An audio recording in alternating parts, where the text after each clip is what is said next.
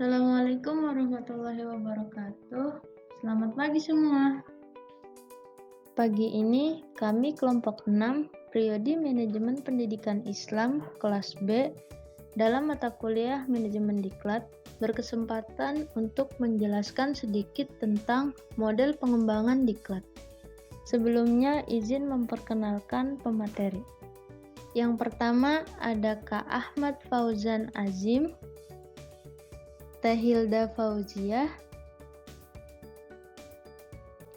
Fitrah Qurratul Ain, dan Fajar Isyaf. Langsung saja kita ke pembahasan yang pertama, yakni konsep pengembangan program diklat. 1. Pengertian pengembangan program pelatihan.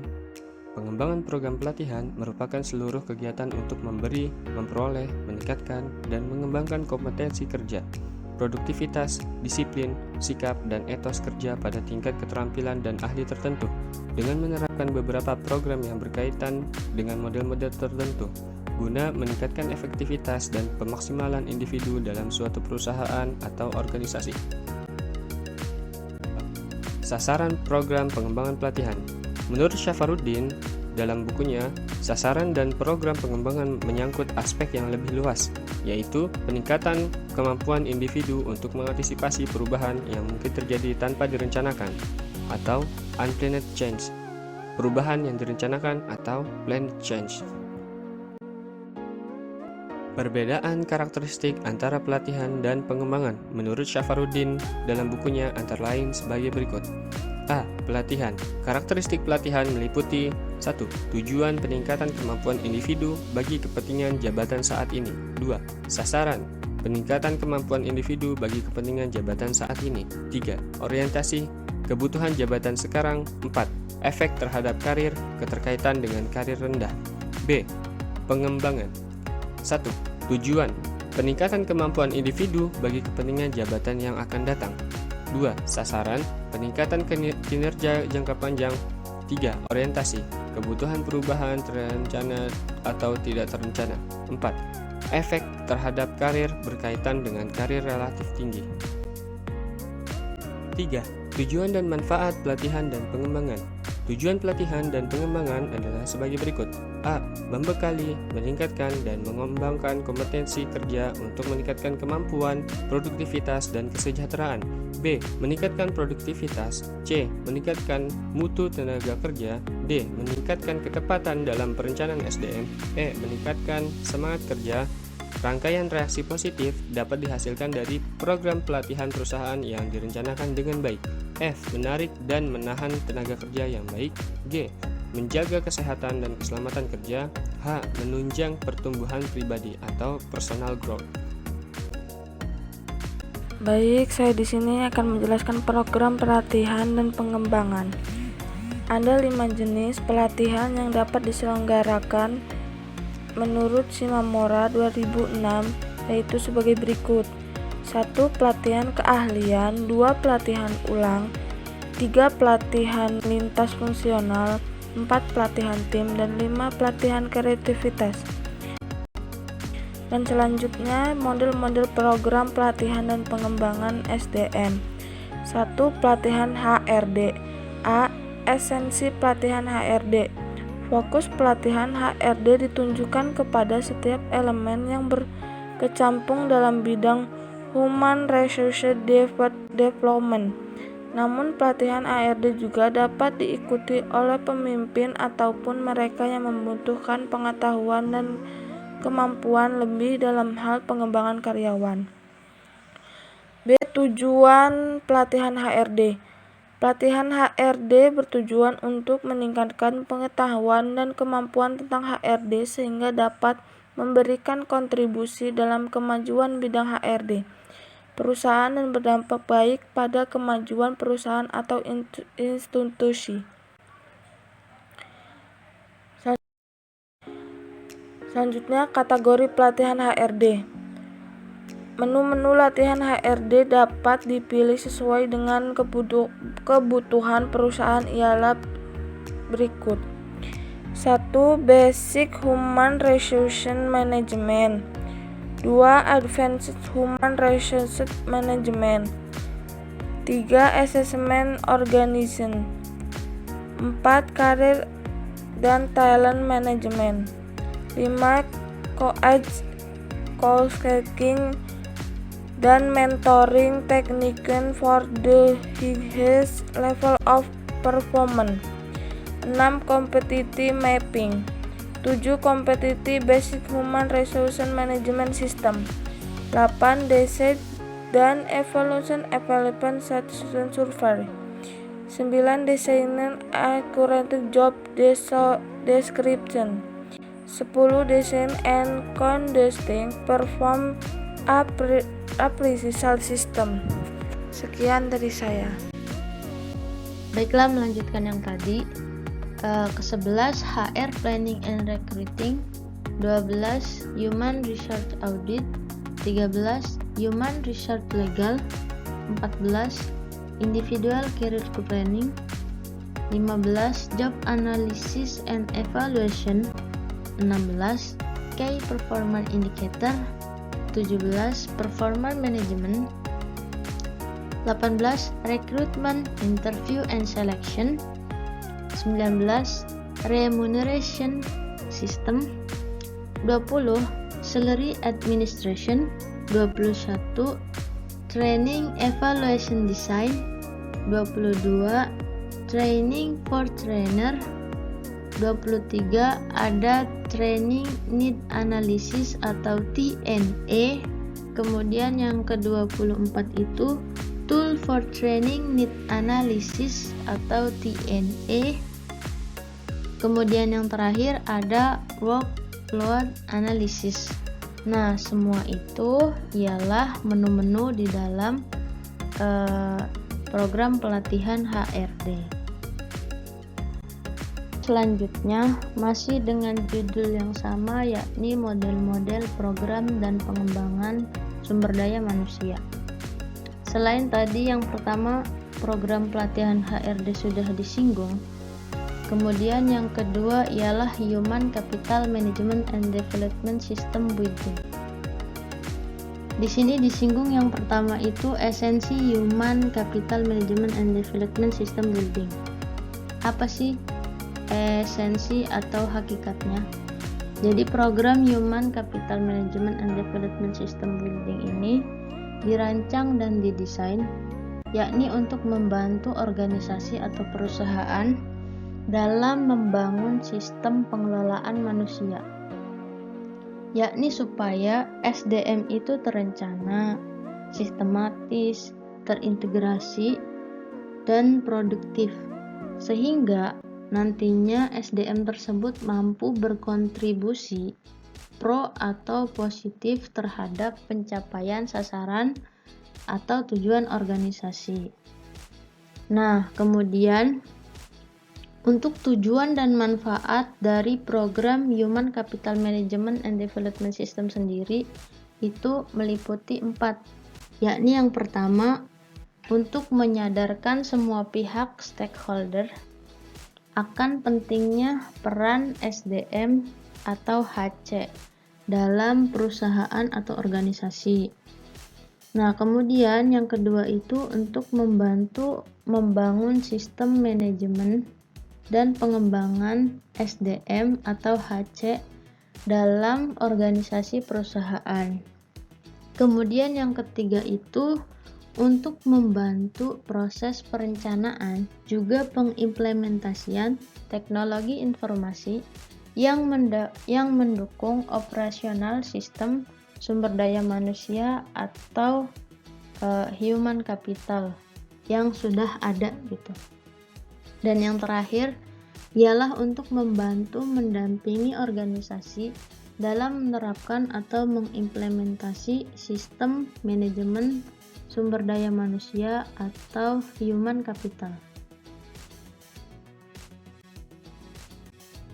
Lanjut ke pembahasan berikutnya, yakni tentang sasaran program.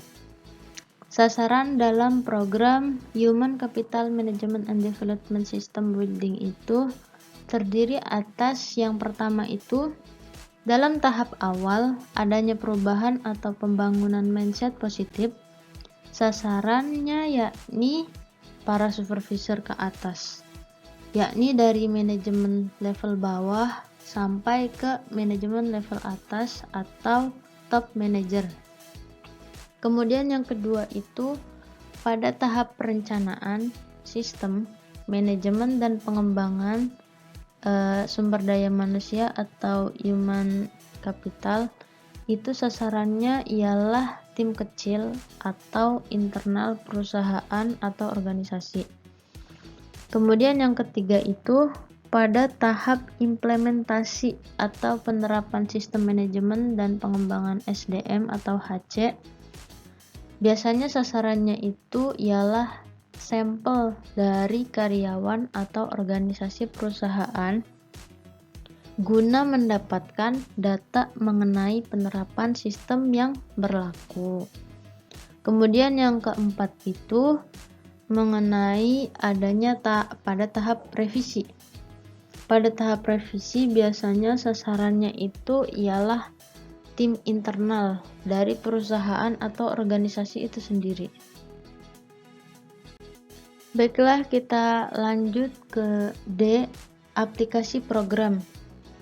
Aplikasi program Human Capital Management and Development System Building itu terbagi atas 5 paket yang bisa dipilih sesuai dengan kebutuhan. Biasanya itu berupa paket 1 itu ada tahapannya itu 3. Yang pertama itu workshop dengan tema pentingnya peran sumber daya manusia dalam organisasi atau perusahaan. Kemudian yang kedua itu pembentukan agen perubahan internal. Yang ketiganya ialah pelatihan basic human research management. Nah, untuk paket 2-nya dari yang 3 yang sudah ada di paket 1 itu ditambah lagi dengan 7 poin lagi, yakni pelatihan job analysis, kemudian ditambah dengan pelatihan kompetensi mapping, kemudian pelatihan workload analysis atau analisis beban kerja, kemudian ditambah dengan pelatihan human capital production, kemudian ditambah dengan pelatihan human capital performance system, ditambah lagi dengan yang keenam itu pelatihan Human Capital Development System. Kemudian yang ketujuhnya itu ditambah pelatihan Human Capital Termination. Nah, di paket 3-nya ngikutin dari paket yang kedua yang sebelumnya sudah disebutkan, ditambah 3 poin lagi, yakni yang pertama itu pelatihan Rewan Management System, kemudian yang keduanya itu ditambah pelatihan Human Capital Relation System, dan yang terakhir itu ditambah dengan pendampingan langsung dan praktek langsung secara intensif guna menerapkan setiap materi pelatihan dalam sistem Human Capital Management yang akan dikembangkan di perusahaan.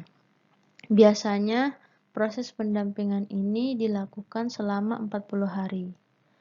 Nah, kemudian di paket 4-nya mengikuti yang paket 3 tadi, tinggal ditambah satu lagi, yakni pembuatan sistem informasi manajemen sumber daya manusia atau human capital atau juga human research capital information system.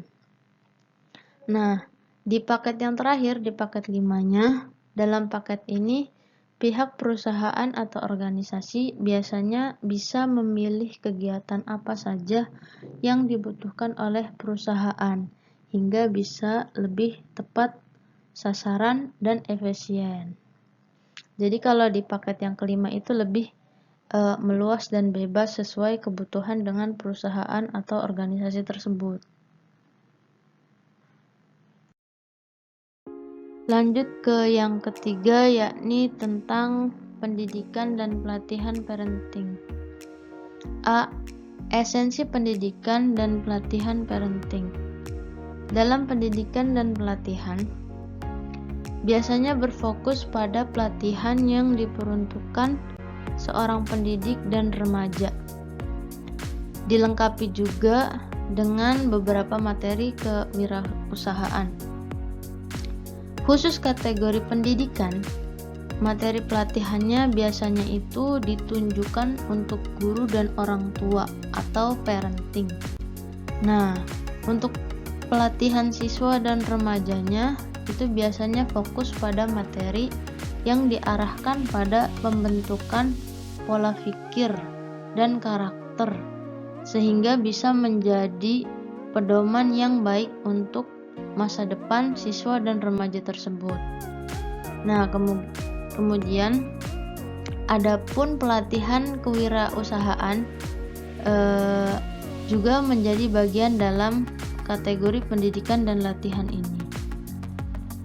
Nah, untuk lebih jelasnya kita masuk ke yang B, yakni tentang kategori pendidikan dan pelatihan. Ada beberapa menu materi dalam pelatihan dan kategori pendidikan yang bisa disesuaikan dengan kebutuhan, yakni sebagai berikut. Yang pertama itu ialah program pelatihan untuk remaja dan siswa, yakni biasanya menunya terdiri atas yang pertama itu mengenal dan membangun jati diri, itu seperti apa. Kemudian yang kedua itu merancang masa depan. Kemudian menu pelatihan yang ketiganya itu ialah mengembangkan motivasi siswa atau remaja. Dan yang terakhir itu mengenal dan meningkatkan potensi diri. Kemudian untuk yang kedua, program pelatihan guru dan orang tua. Itu biasanya menu pelatihannya terdiri atas parenting skill atau pelatihan untuk meningkatkan skill, kemampuan. Kemudian yang kedua itu pengajaran profesional dan pembelajaran bermakna. Yang ketiga ialah masuk ke dalam program pelatihan kewirausahaan, yakni biasanya menu programnya itu atau menu program pelatihannya itu terdiri atas yang pertama itu bisa pelatihan kewirausahaan, yang kedua itu bisa mengembangkan toko online atau UKM gitu tuh. Nah, program dan menu latihan yang terdapat tadi yang sudah disebutkan tadi masih sebagian kecil dari model-model yang sedang tren saat ini, dan masih banyak program pelatihan dan pengembangan sumber daya lainnya lagi.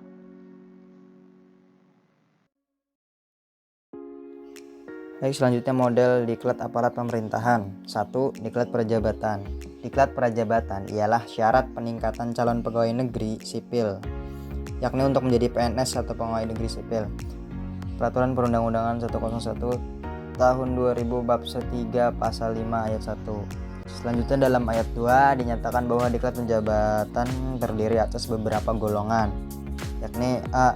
Diklat prajabatan golongan 1 untuk menjadi PNS golongan 2. B. Diklat prajabatan golongan 2 untuk menjadi PNS golongan 2. C. Diklat prajabatan golongan 3 untuk menjadi PNS golongan 3. Tujuan diklat untuk prajabatan golongan 1 dan 2 sebagaimana dalam Undang-Undang Nomor 101 Tahun 2000 ialah bertujuan A. Meningkatkan kemampuan, pengetahuan, keahlian, keterampilan, dan sikap untuk dapat melaksanakan tugas secara profesional dilandasi dengan kepribadian dan etika PNS sesuai dengan kebutuhan instansi. B. Menciptakan aparatur yang mampu berperan sebagai pembaharu dan perekat persatuan dan kesatuan bangsa. C. Memantapkan sikap dan semangat pengabdian yang berorientasi pada pelayanan, pengayoman, dan pemberdayaan masyarakat. D. Menciptakan kesamaan visi dan dinamika pola pikir dalam melaksanakan tugas pemerintahan umum dan pembangunan demi terwujudnya pemerintahan yang baik.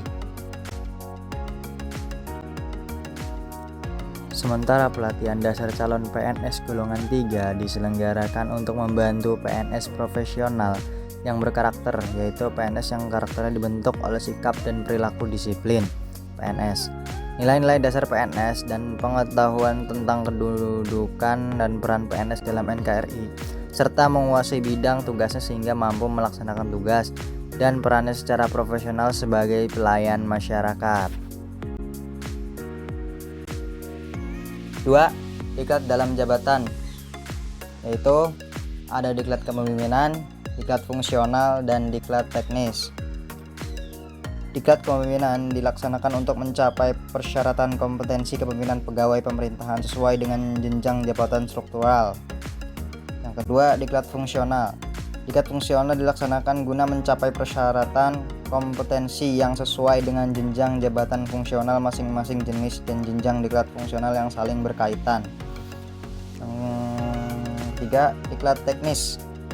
Diklat teknis dilaksanakan untuk mencapai persyaratan kompetensi teknis yang dibutuhkan dalam melaksanakan tugas PNS. Diklat teknis sebagaimana yang dimaksud dalam pasal 12 ayat 1 dapat dilaksanakan berjenjang. Jenis jenjang diklat teknis sebagaimana dalam ayat 1 dan 2 ditetapkan oleh instansi teknis yang bersangkutan. Cukup sekian dari kelompok kami, kurang lebihnya mohon maaf. Wallahul muwaffiq ila aqwamit thoriq. Wassalamualaikum warahmatullahi wabarakatuh.